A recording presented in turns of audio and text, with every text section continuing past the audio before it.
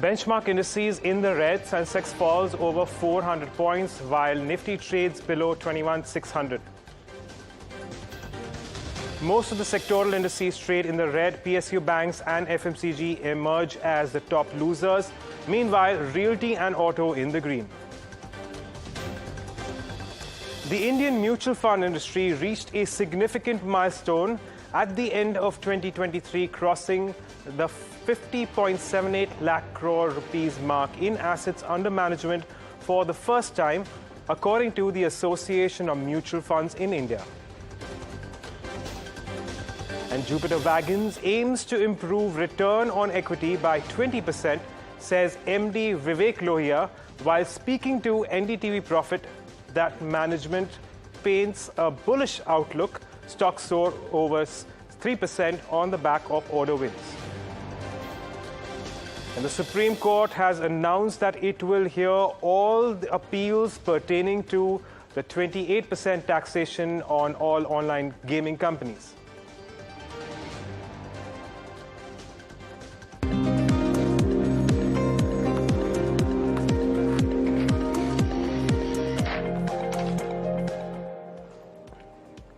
Hello and welcome. This is Large Trades. I'm Agam Vakil, and in this show, we talk all about bulk deals, block deals, and a whole host of volume buzzers.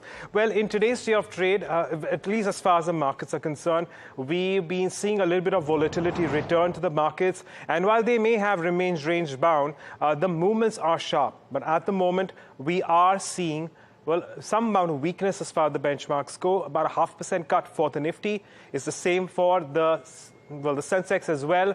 And when it comes to the bank Nifty, that's where we're seeing a little bit more gyration, but that was also in fact trading near day's lows, down by around 2.7%. The question is, what do we do from here and where do we go? Let's very quickly take a look at all the constituents of the Nifty and where we are in fact seeing that pull and push coming through. So, as you can see on your screen there, a whole host of names from the FMCG pack are weighing down on the indices, along with, of course, two of the heaviest companies, Reliance Industries and HDFC Bank. TCS and HUL are also in focus. Let's not forget something like an ITC and HUL are, in fact, those which are under pressure at the moment and which are also dragging the indices to a certain extent. On the other end, we don't have too much gains coming through, but, we do have something like the Adani Group companies, and besides that, NTPC up and about, but not as much to keep and give significant support as far as the Nifty is concerned. That's as far as the markets go. Let's take a look at what we are addressing in terms of stocks in focus today. Now, Sula Vineyards, he is looking at a tremendous up move. As we speak at the moment, we are seeing substantial gains coming through, and this is on the back of gains seen in the previous session already. Kotak Mahindra Bank, not too many big moves out there. It's declining by around 1%, but remember that there has been a small bulk deal here.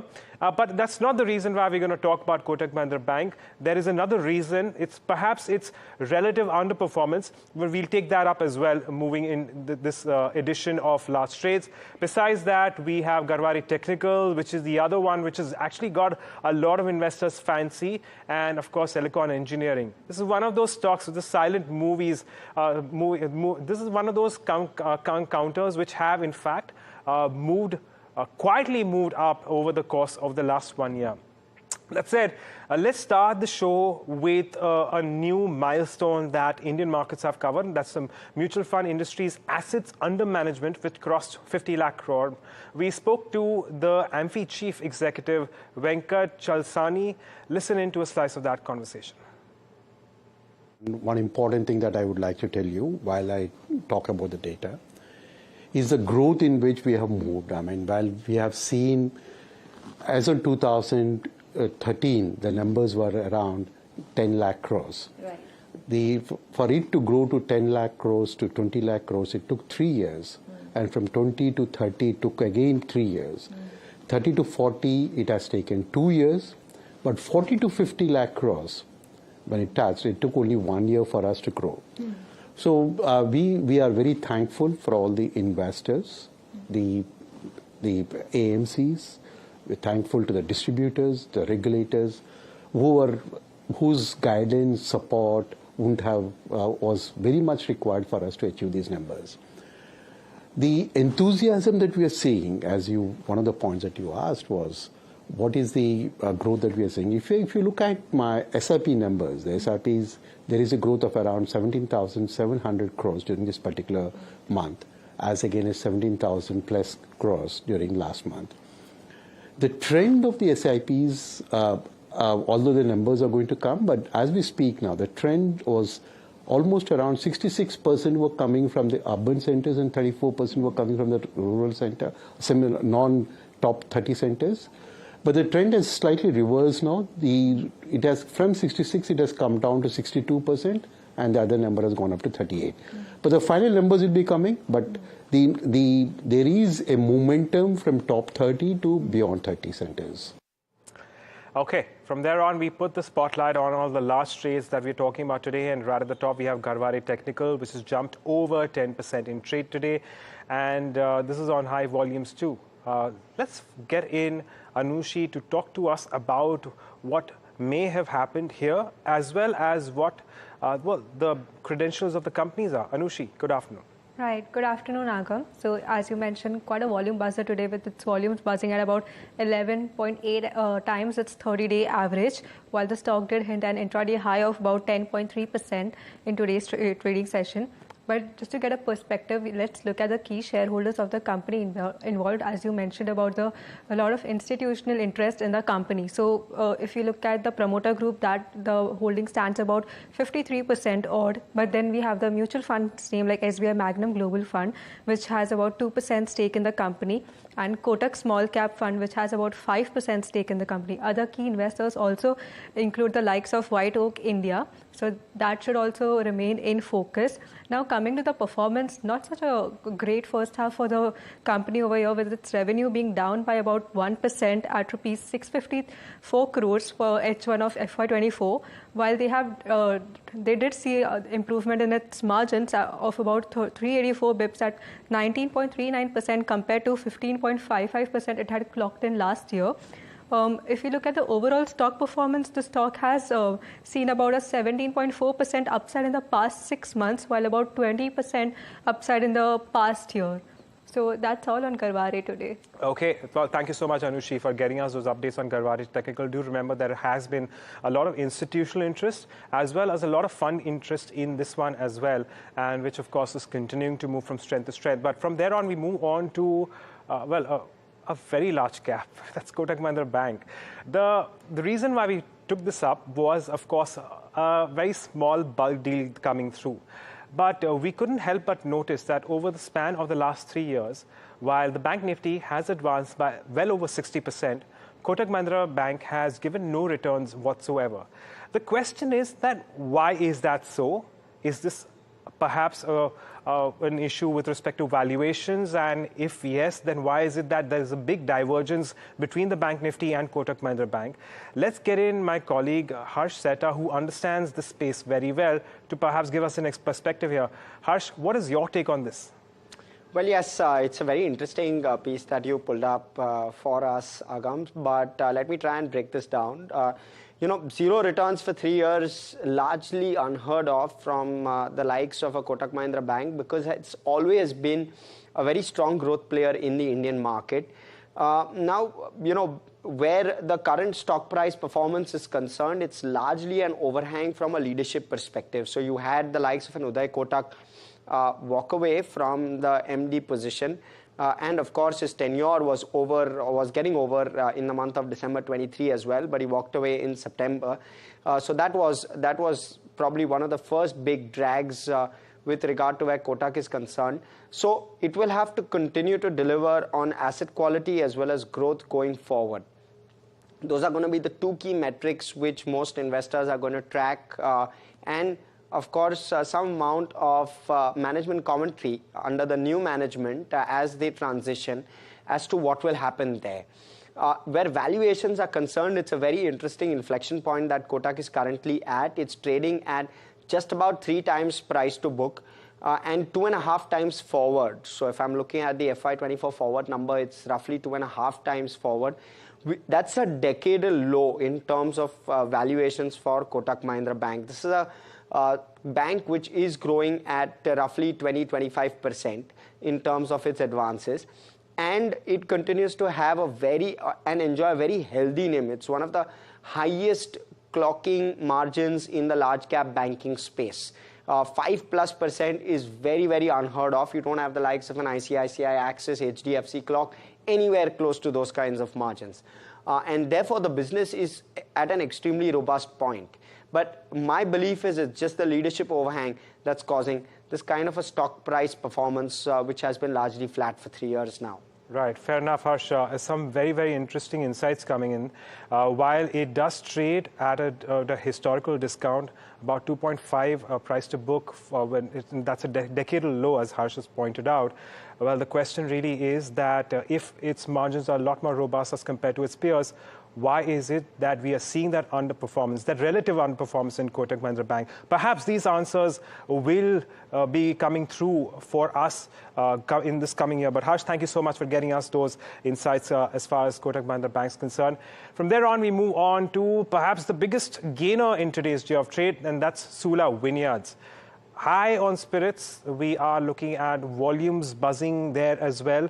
Let's get in Mahima to revisit Sula Vineyards as to what's really happening. Mahima, good afternoon. Good afternoon, Agam. So as you rightly mentioned, the stock is high on spirits. Well, this is on the back of the news that government of Maharashtra has reinstated the subsidy for wine for the coming 5 years. Now, this is important because Maharashtra accounts for 45 to 50% of Sula's volumes. And if you talk about the subsidy, it's basically 80% of the subsidy on VAT paid on the sales of the wine. And the subsidy accounts for 13% of the retail price of the Sula wines. So this removes the key headwind for Sula. So this is the update due to which the stock has been moving in terms of volume and both in terms of price as well. Also, on a broader outlook, if we see Sula's wine tourism and Sula's premiumization strategy is pretty well working for the company.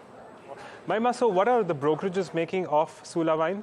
Right. So we had CLSA on Sula and it has upgraded its rating from outperforming to buy with a target price of 863, which is an upside of 51%.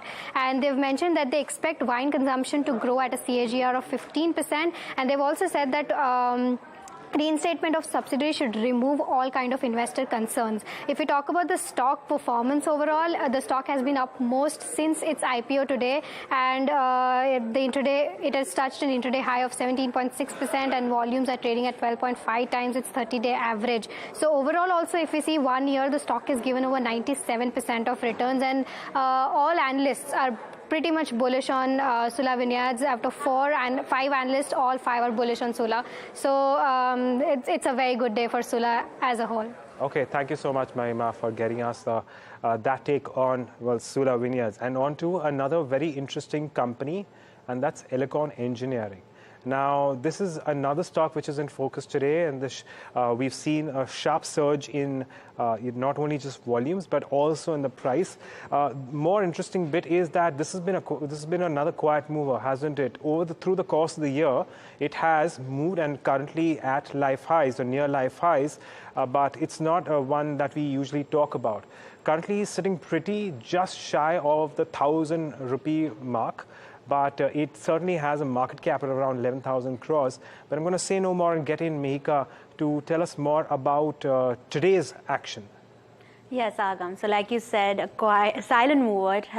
Went to an intraday high of almost 10% and hit its life high today. And, over the past year, the stock is up 2.66 times from where it was a year ago.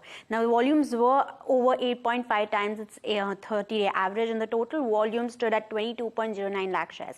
A little bit about the company. Now, the company is a manufacturer of power transmission, industrial gearboxes, and material handling equipment. It caters to various sectors like sugar, plastic, steel, cement, oil, tires, among few. Now, 86% of its FY23 revenues were from the gearbox segment. And for the gearbox itself, it has a manufacturing capacity of 12,000 gearboxes per annum. And these are just the catalog product gearboxes. The company also operates in customized engineered products. And it has 60,000 gear components per annum capacity for the component space. And the capacity utilization is at 70 to 75%, which is the highest in the past decade.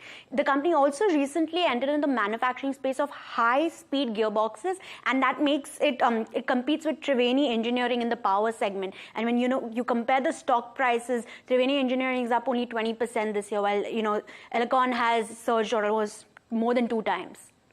Right. Mika, can you also give us a little more in terms of what's happening with respect to the company and how the performance has been, to give us a little more context here?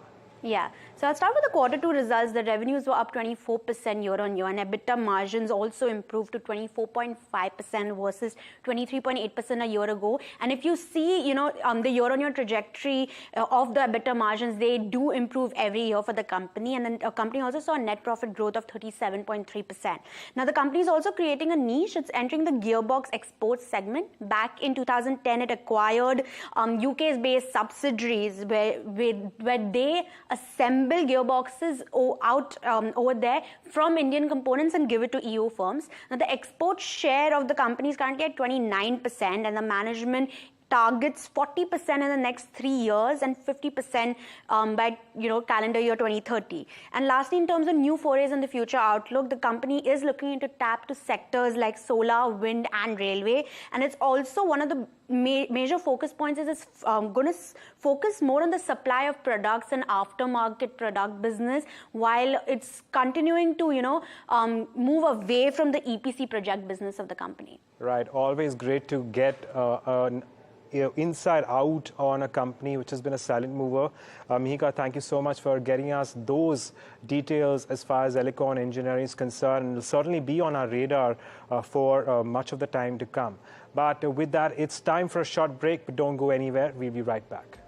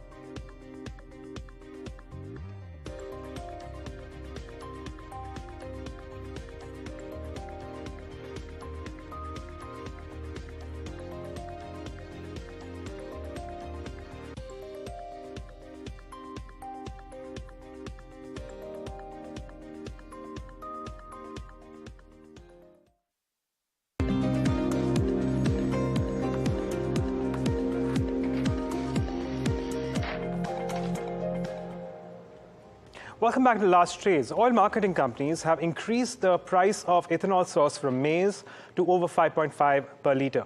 We spoke to the management of BCL Industries on how this impacts the company and what it means for the industry. Here's a slice of that conversation. This is a very positive update for the industry as a whole and specifically for our company.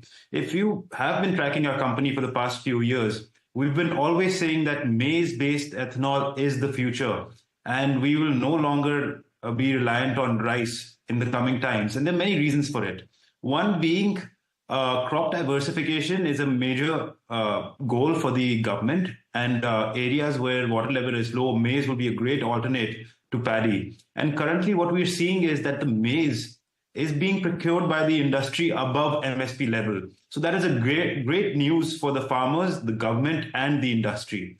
So if we talk about our company, we have been operating 100% on maize ethanol for the past few months now. And we will continue to do the same. This is a very positive step by the OMC and the government to increase the price, because we had seen that the raw material prices were increasing, and to help us sustain our margins and make our units sustainable and viable in the long run, this step was very much needed. And this has also made it clear that maize-based ethanol is the long-term goal of the government. And keeping that in mind, the company has chalked out about a 700 crore expansion plan for the next 3 years, which includes another 150 brownfield KLPD, 150 KLPD brownfield capacity expansion at Bathinda, for which we've already moved our file with the MOEF. We also wish to do another greenfield grain-based distillery project manufacturing ethanol. The details are being finalized. And as you might be aware, the company is currently producing about 11 megawatts of power from paddy straw, which has benefited the company and the environment. And we expect, and we are planning on adding another 11 megawatt of power in Bathinda that will be sourcing its power from paddy straw. So that will be another about 1 lakh metric ton of paddy straw a year that will consume. And besides that, the company looks to expand further in the biofuel and bioenergy division, and using maize as a raw material, we'd be also looking to expand into the biodiesel industry as well. Right. Kushal, firstly, if you could take us through the different segments that the company is working with, if you could give an idea of the kind of growth that we can expect, because, the space that you guys are working with in terms of business, it seems like there could be substantial growth coming in. If you could just elaborate a little more in terms of the several segments that you are in, and where will the bulk of these investments go into the future, based on which you can, in fact, expect even higher growth to come through. Right. So our original business and our most traditional business has always been edible oils. So we have seen that with the increase in import in the edible oil industry, companies like ours, which rely on indigenous edible oils, have suffered a little.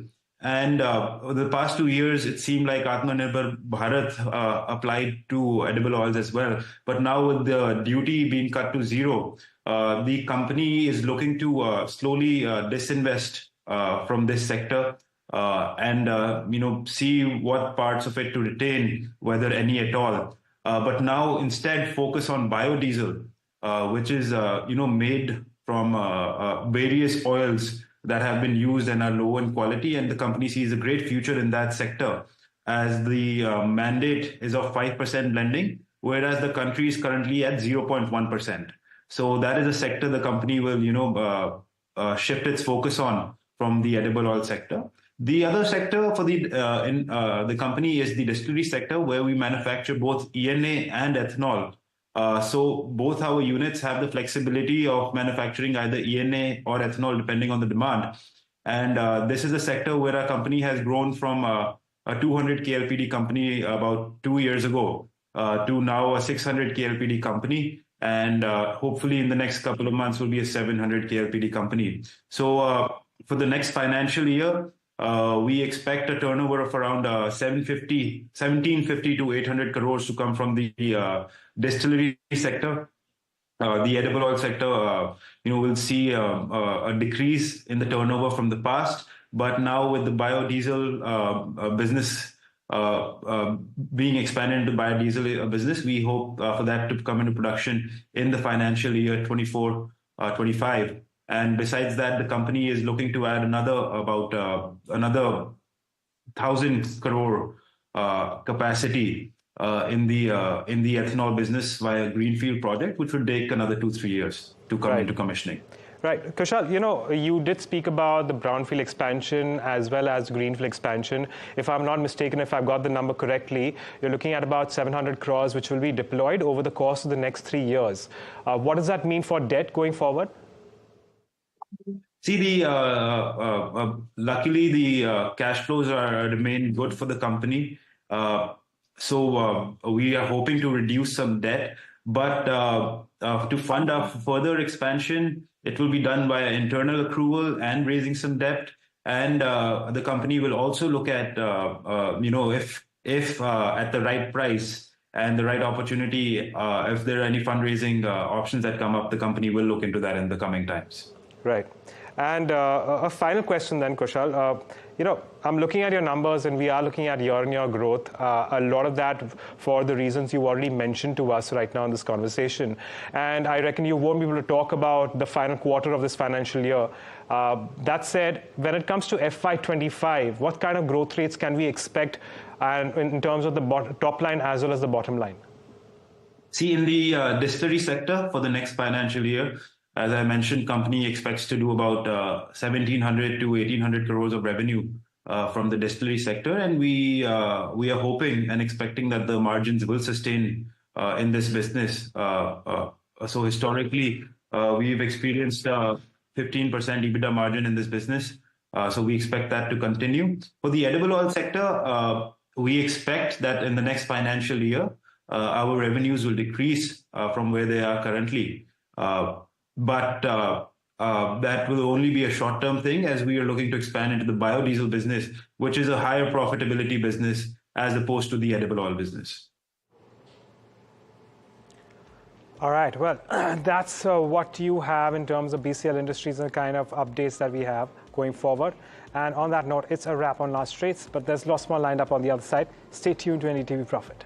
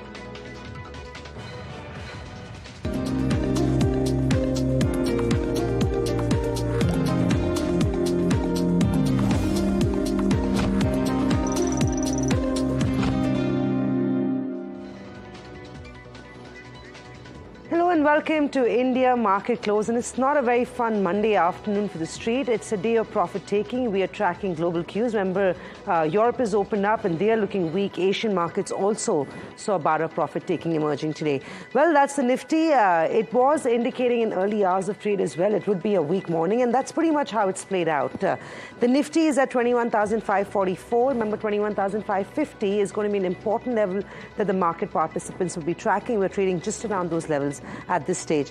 Bank Nifty is leading the way down. It's been volatile all through Thursday and Friday as well. Today is no different. 1.5% cut coming in on Bank Nifty. 47,527 is what we have. 47,500 is pretty much going to be an important point that bulls will be watching out for on the street. This afternoon, broader markets also doing badly. They're performing in line with the benchmark, so no relief coming in any area of the market. The mid cap space down almost 1%. Small cap index, though, not doing as badly, down about 0.5% in trade. So that's the market dynamics that we're seeing. It's an afternoon of profit taking. Like I said, Europe's looking weak. Asia was weak. We've had a good run in the last couple of days, but there's been a struggle for the markets to be trading. The breadth of the markets deteriorated substantially from the get-go this morning. Most of the counters are declining. You've got a handful of gainers in trade, and they're really not specific to a trend or a sector. Adani Port is up and about. HCL Tech is not doing too badly. BPCL on back of an upgrade is trading firm. Aisha, Hero Moto from the auto pack doing okay, and so is Bajaj Auto. So auto